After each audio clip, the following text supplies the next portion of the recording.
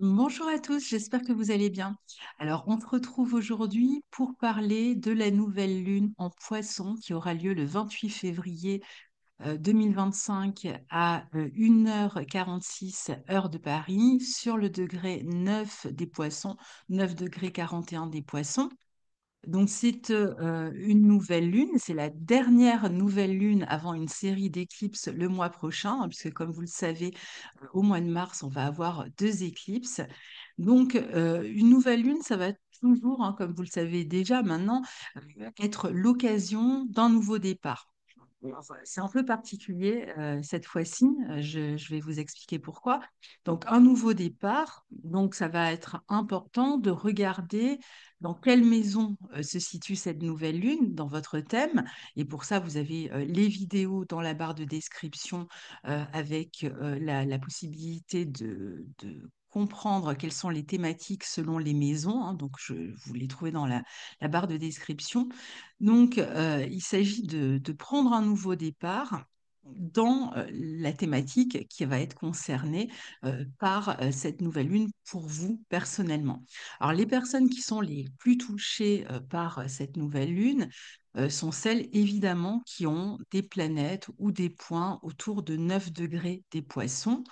Et ça va être valable évidemment dans les autres signes de la croix mutable, les Gémeaux, la Vierge et le Sagittaire. Alors cette nouvelle lune dans ce signe des Poissons va amener un grand boost, surtout que Mars est enfin direct et que dans une certaine mesure, on va le voir sur la carte dans un instant, cette nouvelle lune est au trigone de Mars, comme elle applique, même si l'orbe est large, on va prendre ce trigone, donc donner un grand coup de boost en fait pour terminer quelque chose. Alors, c'est un nouveau départ qui consiste à terminer quelque chose. Donc c'est un peu particulier. En effet, les poissons sont le dernier signe du zodiaque. Et quand les planètes circulent dans ce signe, eh bien, on est sur une énergie de fin, d'accomplissement, de réalisation, de nettoyage. C'est un peu la grande lessive de printemps. Donc avant de prendre un nouveau départ qui va être peut-être plus important à partir du mois prochain, voire du suivant, mars, avril, hein, on l'a vu dans les horoscopes. Donc un nouveau départ qui va se dessiner quand toutes les planètes vont commencer à rentrer en bélier. Donc ça va prendre certainement un certain temps puisqu'on a vu que Mercure et Vénus allaient rétrograder en Poisson. Je vous recommande d'aller voir les vidéos du mois de mars jusqu'à mi-avril que j'ai mises les horoscopes puisque j'en parle hein, très précisément. Donc ici, on est plutôt en train de faire le nettoyage et de faire de la place, en fait, pour ce qui va arriver ensuite. Donc pour l'heure et pour différentes raisons hein, qu'on va expliquer, en plus du fait que cette nouvelle lune soit dans le dernier signe du zodiaque, qui implique cette notion comme ça de grande fin, euh, donc pour l'heure, cette nouvelle lune, euh, elle va, on aura de toute façon quand même une intention qu'on va pouvoir poser, hein, et puis qui est surtout relative donc au fait d'être sur le point de balayer une situation, d'y mettre un terme, de faire le nécessaire pour laisser de la place à ce nouveau départ qui sera plus significatif entre fin mars, on va dire, et fin avril. Alors, avant d'expliquer pourquoi nous sommes dans cette période en une énergie de fin de situation et en quoi la nouvelle lune révèle qu'il s'agit plutôt d'achever quelque chose, hein, d'apporter notre énergie pour achever ce qui doit l'être, avant de prendre un nouveau départ, on va d'abord regarder quelles sont les thématiques qui sont exprimées à travers le signe des poissons, puisque il va nous donner aussi des thématiques, ce signe des poissons. Alors, le signe des poissons, c'est un signe de reliance aux autres, de reliance au grand tout, d'appartenance au grand tout, qui va faire tomber toutes les barrières entre les êtres, comme les eaux de l'océan hein, qui nous fondent et nous unissent. Eh bien, c'est un signe qui va dissoudre l'ego, en quelque sorte, ego qui pourrait être éventuellement ici l'obstacle pour faire ressentir au-delà de la personne ce qui l'unit aux autres. Donc ici, il s'agit de se reconnaître dans l'autre, de le comprendre, d'être à son écoute, de le soutenir. Donc on va se montrer beaucoup plus empathique, plus compréhensif. C'est pourquoi aussi on peut être dans des attitudes de pardon quand on est dans l'énergie du poisson, ou même à un niveau plus physique sur une énergie de guérison, par exemple. Guérison psychique, donc ça pourrait être un bon moment pour consulter des thérapeutes ou des personnes en tout cas qui nous amènent à ces prises de conscience, par exemple psychiques. Euh, donc, ça peut être des soins auprès de thérapeutes ou ça peut être plus physiologique à travers une guérison physique, hein. Donc, on peut être dans une phase de soins aussi, que l'on soigne soi-même ou qu'on soit soigné dans les deux sens. Évidemment, ça fonctionne. Sur le plan affectif, va être aussi beaucoup plus dans la fusion, le romantisme, avec une forme d'élan comme ça. En tout cas, ça, c'est au niveau des ressentis. Ensuite, ce signe est aussi en analogie avec la vie sociale, particulièrement la notion de groupe, qui fonctionne presque comme une entité. Donc encore cette idée de grand tout. Donc on peut aussi être amené à se relier aux autres dans sa vie, soit en participant à des événements qui vont être inspirants, collectifs, qui nous relient d'une manière ou d'une autre aux autres, à un groupe, toujours avec cette énergie de fin, hein, malgré tout, fin d'une aventure commune, par exemple, mais on peut se relier aux autres de différentes manières, par exemple en participant à des actions qui amènent ce soutien aux autres. Donc, on va se montrer plus serviable, on va chercher à s'intégrer à des groupes de soutien, d'aide, en faisant de l'humanitaire parfois. On pourra aussi régler des affaires sociales avec des organismes sociaux, donc tout ce qui amène une aide, un soutien. Donc ça peut être avec des assurances vie, des assurances maladie, ça peut être avec des organismes type chômage ou autres, enfin, tous ces organismes-là aussi. Et puis, troisième point, le signe des poissons est vraiment relié à la spiritualité. C'est même souvent la première chose à laquelle on pense quand on pense aux poissons. Donc, il y a un signe mystique pour les mêmes raisons, hein, parce que la spiritualité, elle nous fait mettre le doigt sur cette aventure commune et terrestre que nous vivons, donc tout en permettant de nous connecter au grand tout. Donc, quelle que soit la spiritualité, le fait de s'élever au-dessus de sa propre condition, en se rappelant ce lien avec le grand tout, donc, c'est aussi un moyen de pouvoir vivre ensemble en se rappelant que notre condition commune en tant qu'être humain, eh bien, amène justement une énergie de soutien aux autres. Donc, pendant cette période de nouvelle lune, cette année, ça tombe pendant la période où il y a encore en partie le ramadan. On a aussi le carême qui arrive sur cette période-là. Donc, tous à travers ce genre de pratique, mais ça peut être évidemment toutes sortes d'autres pratiques, hein, on est amené à contacter des valeurs de charité, de soutien, comme on l'a dit, d'amour de soi, d'amour de l'autre, d'amour de Dieu ou d'amour de, d'un grand tout, d'une source, enfin vous l'appelez comme vous voulez. Donc certains pourraient avoir envie justement de chercher à s'élever à travers ce genre de pratique. Ça peut être des jeunes, ça peut être des retraites, ça peut être en étant peut-être plus dans une forme d'intériorité pour essayer de comprendre aussi certaines choses ou des pratiques qui mènent à des buts supérieurs. Alors, le signe des poissons nous inspire, c'est aussi un signe qui va être relié à la créativité. Donc, on peut recevoir les messages des muses qui vont murmurer à nos oreilles ici. Donc, évidemment, si vous êtes artiste, créatif, eh bien, tous les domaines de la créativité comme la poésie, tout ce qui est autour de l'image, la photo, la musique, la danse, particulièrement ces activités artistiques-là, eh bien, vont pouvoir euh, bénéficier de cette inspiration. Et puis, en même temps, on peut être, puisqu'on a vu qu'on était dans une énergie de fin, peut-être en train d'achever une œuvre, de se préparer à une présentation de ses travaux, à une exposition, un spectacle. Euh, on, on va s'adonner ici, en tout cas, à plus d'élan aussi, hein, à ces œuvres. C'est valable d'ailleurs avec la philosophie, si vous êtes en train de créer quelque chose qui est relié à la philosophie. C'est un signe qui est lié, les poissons aussi, à l'exil, au lointain. On dit souvent au-delà des mers, au-delà des océans. Donc pour certains, c'est un moment où on peut s'apprêter aussi à mettre fin à un lieu de vie pour aller s'installer dans une région ou aller voyager dans un pays euh, afin de s'évader, de se ressourcer. On peut faire une croisière, on peut aller dans un pays qui est peut-être spirituel, dans ce signe des poissons, ou tout simplement qui est près de l'eau.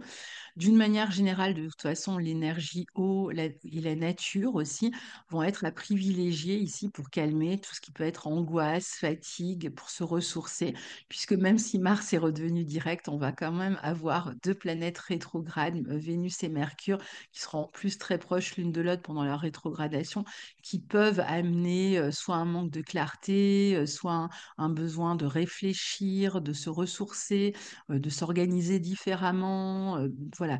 Donc toujours avec cette idée de cycle un peu qui est en train de se terminer et qui nous amènera avec beaucoup plus de force et d'énergie un peu plus tard vers ce nouveau départ. Alors évidemment, le signe des poissons a aussi ses travers, donc il peut parfois générer des périodes de confusion, de chaos, un petit peu dans le sens ça manque d'ordre, vous voyez. Alors on va le voir avec la carte, d'autant plus que Mercure est en poisson, il n'est pas bien situé quand il s'agit de gérer les affaires pratiques. Alors il est conjoint à Saturne sur la carte, on va le regarder. Donc, heureusement, Saturne, malgré tout, est là et amène un cadre, une structure. Mais bon, on est quand même dans le signe des poissons, donc il peut y avoir un peu de confusion, des problèmes de compréhension qui vont enfin, qui vont éventuellement être vécus dans les semaines qui viennent. Problème dans la communication, manque de compréhension, surtout que avec ces deux rétrogrades, ça va être peut-être un peu plus compliqué de bien s'entendre ou bien se comprendre, même si l'énergie poisson nous pousse et nous exhorte même à faire cet effort-là de compréhension. Donc parfois, ça peut être une énergie aussi, je parlais de période de fin, qui va amener peut-être des séparations, de la diffusion dans la mesure où Saturne est là, donc des coupures avec un groupe. On arrive au bout de quelque chose, d'une aventure de groupe. Ça peut être des éloignements dans une relation, une période où on va être éloigné hein, d'ici, où on se prépare à ça, parce qu'en fait, on n'est pas encore là-dedans, on se prépare à ça. Alors quand je dis séparation, éloignement, ça peut être très temporaire, attention, hein, ne voyez pas forcément une rupture, ça peut être vraiment temporaire, mais il y a cette notion comme ça un peu de diffusion. Et d'un éloignement pour certains, éloignement d'un lieu. Donc là où on voudrait peut-être rester lié, où on aurait envie de rester dans une aventure commune, eh bien, il s'agira quand même d'arriver à la fin de ce type de situation, ce qui peut, évidemment, comme on arrive vers la fin et que on n'y est pas encore, hein, que ça va se mettre en place d'ici la prochaine nouvelle lune, bien, c'est peut-être pour ça aussi qu'on est plus susceptible finalement d'être plus fusionnel avec les autres, parce qu'on sait qu'on va bientôt se dire au revoir, par exemple. Le signe des poissons est aussi celui qui est souvent impliqué, d'ailleurs de même que Neptune, hein, sa planète maîtresse, dont on parlera, dans tout ce qui est scandale. Alors, scandale à grande échelle, alors, j'en avais déjà parlé à propos des ONG avant qu'on ait l'affaire USAID. Eh ben, finalement, on a bien eu cette problématique-là qui s'est présentée. Je pense qu'on va continuer à avoir ces questions-là d'organismes ou des plans d'aide, enfin, qui se voulaient être des plans d'aide des ONG ou autres, où on va constater par exemple des détournements de fonds, des mauvais usages de l'argent public, des dépenses hémorragiques, d'argent mal employé, d'argent détourné, tout ce qui peut être lié à la corruption, à l'exil fiscal, c'est aussi, hein, ça fait aussi partie de cette énergie poisson. Donc peut-être à grande échelle, sur le plan mondial, on peut avoir encore ce genre d'affaires-là qui se poursuit. Je pense qu'on continuera à en entendre parler et donc peut-être de nettoyage là aussi, hein, d'essayer d'assainir des situations Et évidemment, ça va se jouer aussi sur toutes les questions d'accords de paix à trouver avec Mercure et Vénus qui vont rétrograder du Bélier au Poisson. Donc, d'un signe guerrier à un signe de paix, on voit bien que ça va être en pourparlers, que ça va être discuté, que ça va être réfléchi et que ça peut, là aussi, euh, peut-être nous amener jusqu'à à peu près mi-avril pour que ça devienne plus définitif.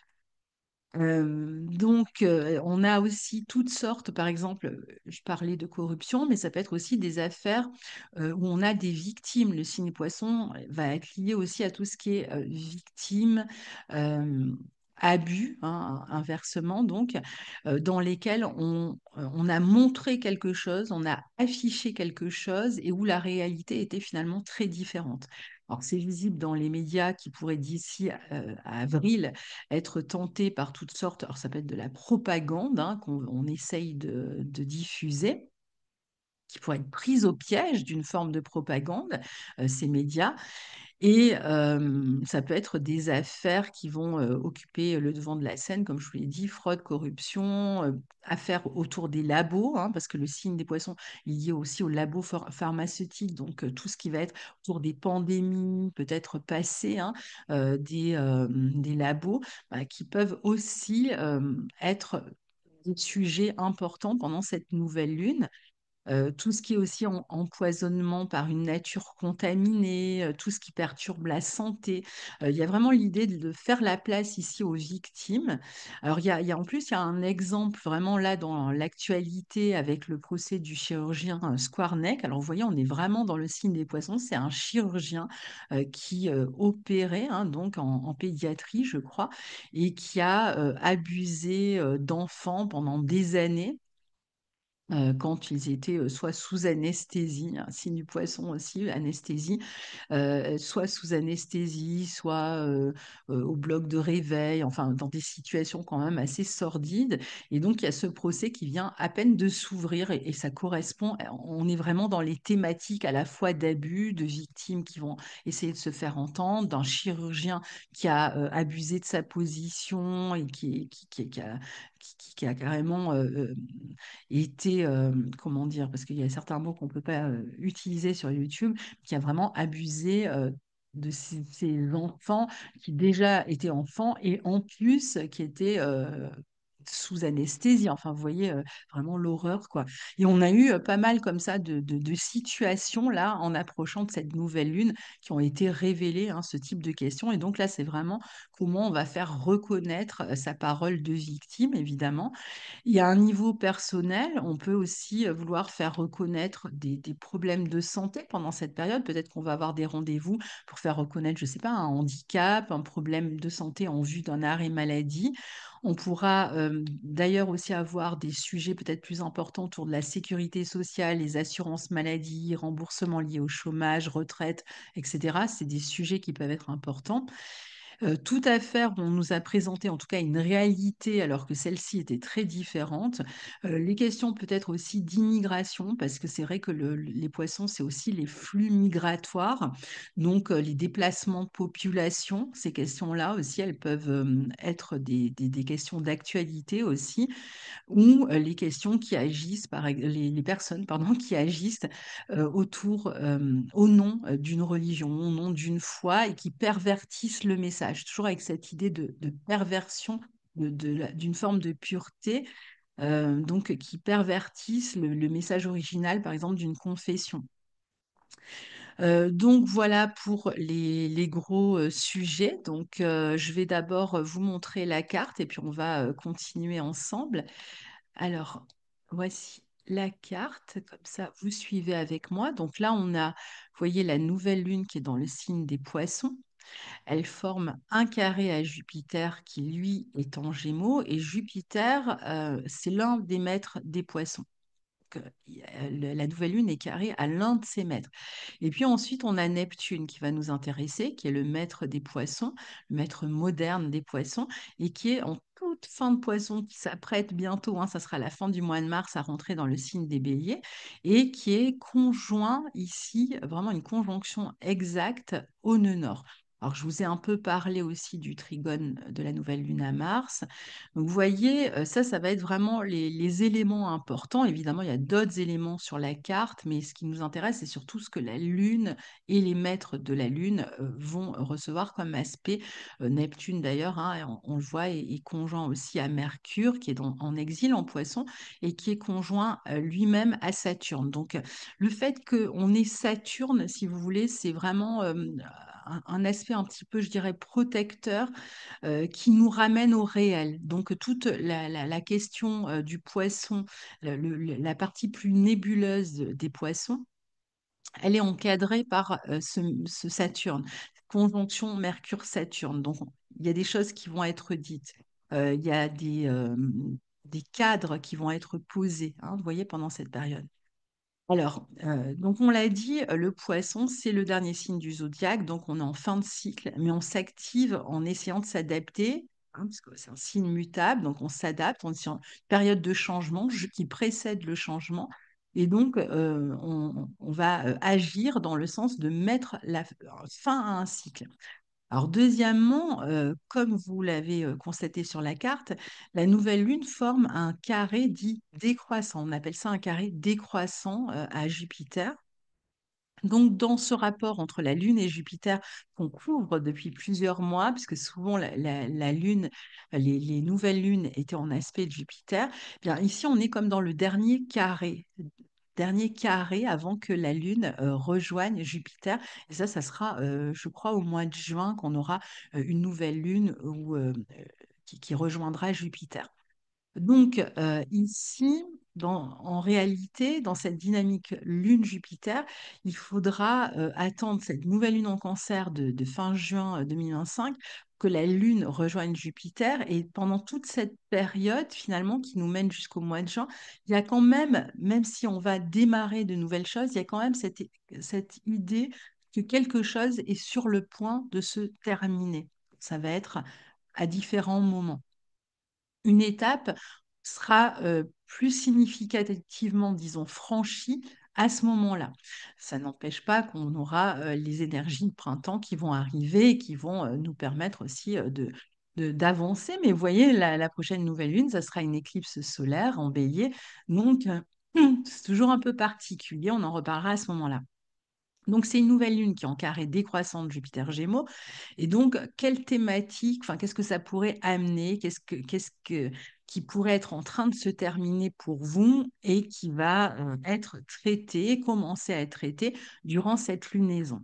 Alors, ça peut être, par exemple, une période où on se prépare à quitter un lieu, une région, un pays pour s'installer ailleurs. Pour d'autres, ça va être une période où on se prépare à terminer ou à commencer une formation. Donc, soit on se prépare avant de commencer une formation, soit on est en train de terminer une formation. Et c'est valable, pardon, avec n'importe quel projet intellectuel.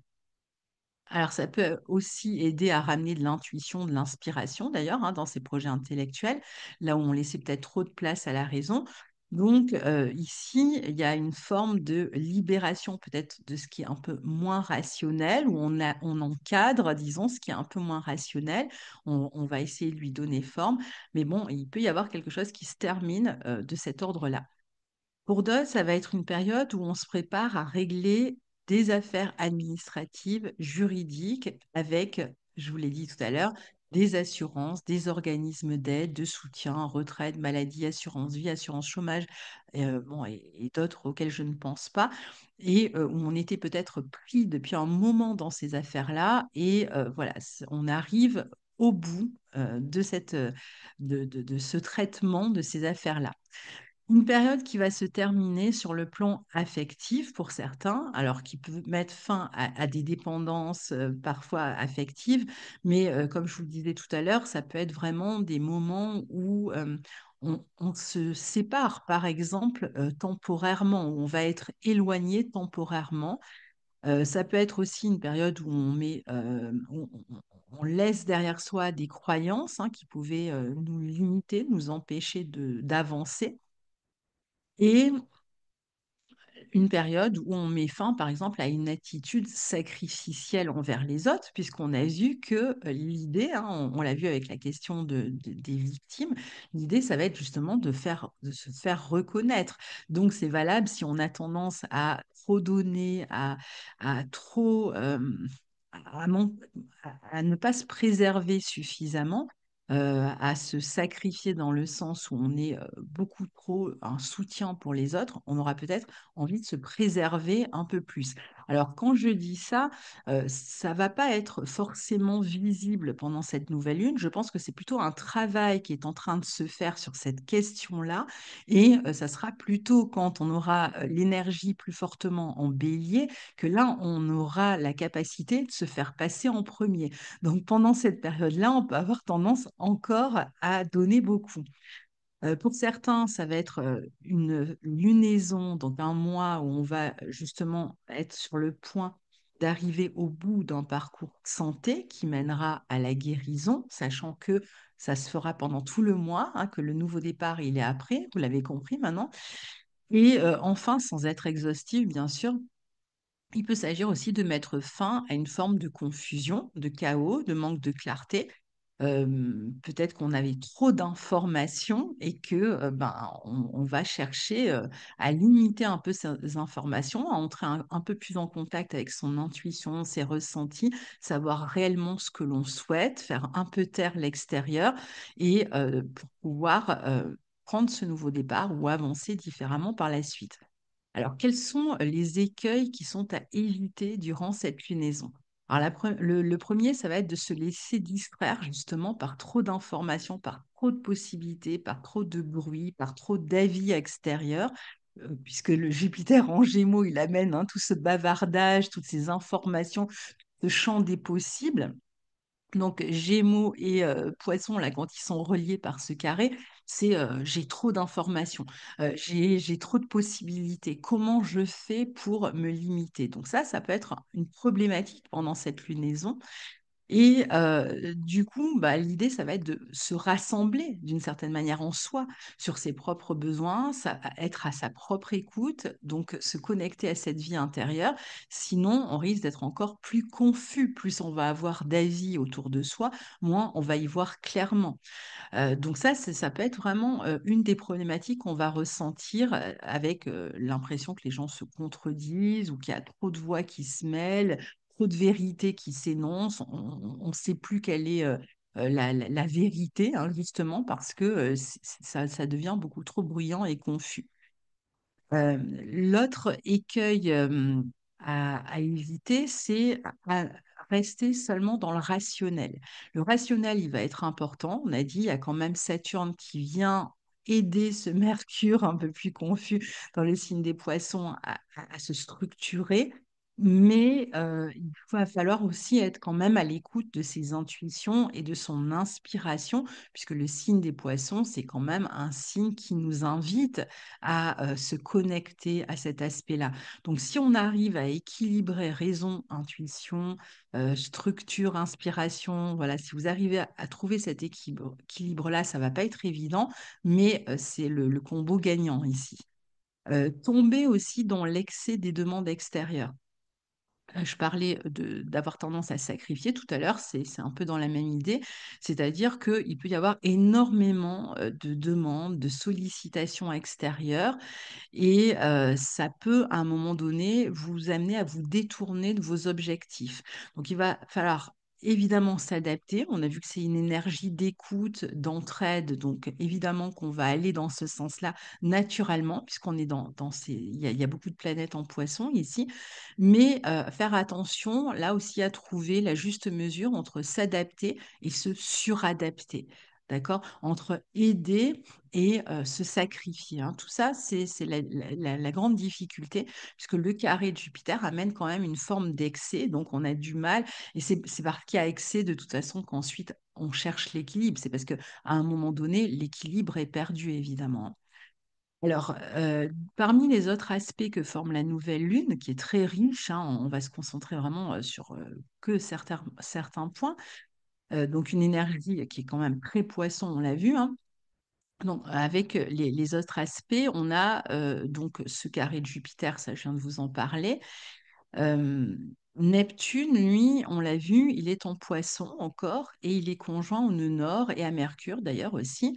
Mercure, planète de la communication, donc déjà en Poisson, dans un signe où l'expression et la communication passent par des voies beaucoup plus intuitives, non verbales. C'est pour ça que c'est aussi Mercure en Poisson en superposition pour la poésie, la musique, le chant, l'art, toute forme même de mouvement un peu inspiré ou doux, naturel, qui ramène de l'équilibre. La communication spirituelle, l'intuition, enfin tout ce qui passe pas forcément par le verbal, parfois même une forme de médiumnité, hein. Donc, avec cette conjonction à Neptune, ici, et au nœud nord, bah, tout est amplifié de ce côté-là. Donc, il y a une idée de douceur, de partage quand même à privilégier, d'échange, de sentiments qu'on est un peu tous embarqués dans une même aventure. Mais l'idée est en quelque sorte de se laisser un peu contaminer, de faire passer la contagion de cette inspiration. C'est plutôt ça qu'il faut faire passer, cette inspiration, cette envie d'élévation et qui va créer un sentiment d'appartenance, de douceur, d'empathie, de compréhension dont on a parlé tout à l'heure. Et évidemment, ça va ramener aussi à cette idée, ce Mercure-Neptune nœud nord aussi, de guérison, de parcours de soins qui va permettre une guérison, que ce soit des soins thérapeutiques ou physiologiques. Euh, on pourrait être amené aussi à demander à plusieurs médecins un avis avant de suivre un parcours de guérison aussi. Ça peut être intéressant ici, mais de savoir après ne pas non plus les démultiplier, d'avoir plusieurs avis, puis après de prendre le temps de faire son choix sans se laisser trop influencer. Ça peut donner de grands succès, amener de grands succès artistiques qui vont dépasser largement les frontières aussi, hein. Ça, il peut y avoir comme ça quelque chose qui, je parlais de contamination, ça s'appelle la contamination d'une œuvre, hein, une œuvre qui se répand comme ça, un travail qui se répand et qui dépasse largement les frontières. C'est valable pour les scandales d'ailleurs. De contagion aussi dans la question du nettoyage, de vouloir lever les fraudes. Par exemple, on pourrait avoir différents pays qui, là, on avait l'affaire de l'USAID récemment aux États-Unis, mais il pourrait y avoir comme ça une forme de contagion à travers les pays de personnes qui veulent lever la confusion sur la question de l'argent, sur les questions de fraude, etc. Donc, en fait, ça peut là aussi prendre des proportions plus importantes dans les semaines à venir. La conjonction de Neptune à la nouvelle lune, elle va encourager de toute façon ces nettoyages, cette connexion au grand tout, et elle encourage aussi de suivre le flot d'une certaine manière. Comme je vous dis, c'est comme un flot qui nous emporte. Alors évidemment, bon, j'espère qu'il n'y aura pas de problématiques climatiques, hein. Parfois, c'est le cas avec des aspects comme cela, particulièrement avec l'eau, tout ce qui touche à l'eau. Mais bon, voilà, sinon, là, il s'agit de se montrer plus réceptif et en même temps plus réceptif à soi, de suivre son cap, ses rêves. Comme je vous disais, c'est vraiment un juste équilibre à trouver, de suivre son idéal, d'être si bien connecté à cet idéal, à ses besoins, qu'on arrive naturellement à faire taire le bruit extérieur d'une certaine manière et peut-être pour certains même de trouver une vocation. Alors ça peut d'ailleurs se faire pas seulement sur cette lunaison, dans les 1 mois et demi à venir, il y a beaucoup de personnes qui pourraient être amenées à toucher vraiment du doigt une vocation, un chemin, un parcours qui se dessine comme ça naturellement devant eux. Bon, voilà, bah, ça sera bien d'attendre à ce moment-là la fin des rétrogradations, Vénus et Mercure, parce que tant que ces deux-là vont rétrograder, même si on commence à toucher du doigt, par exemple, une vocation, il peut nous manquer peut-être encore des informations, ou on ne sait pas encore comment la suivre, cette vocation. Donc, on peut commencer à ressentir tout cela sans forcément tout de suite prendre cette voie-là. Mais ça va déjà être intéressant de comment on va le ressentir. Donc là où il faudra faire attention, comme je vous dis depuis le début, c'est de se méfier de tout ce qui est un peu faux semblant, utopie, mensonge, parce qu'il y a quand même ce risque d'un manque de discernement, même si Mercure est en quelque sorte protégé par Saturne ici, qui pourrait conduire après à une désillusion.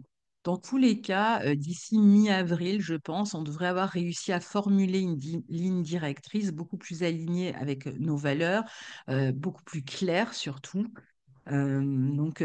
Saturne conjoint à Mercure, il va aider aussi à faire ce tri que Mercure ne fait plus trop en Poisson, mais Saturne va l'aider et à se montrer plus rigoureux, plus sérieux, plus responsable. Il s'agit vraiment de faire un grand ménage ici, même pour assumer ses responsabilités, qui ne sont pas toujours simples à endosser.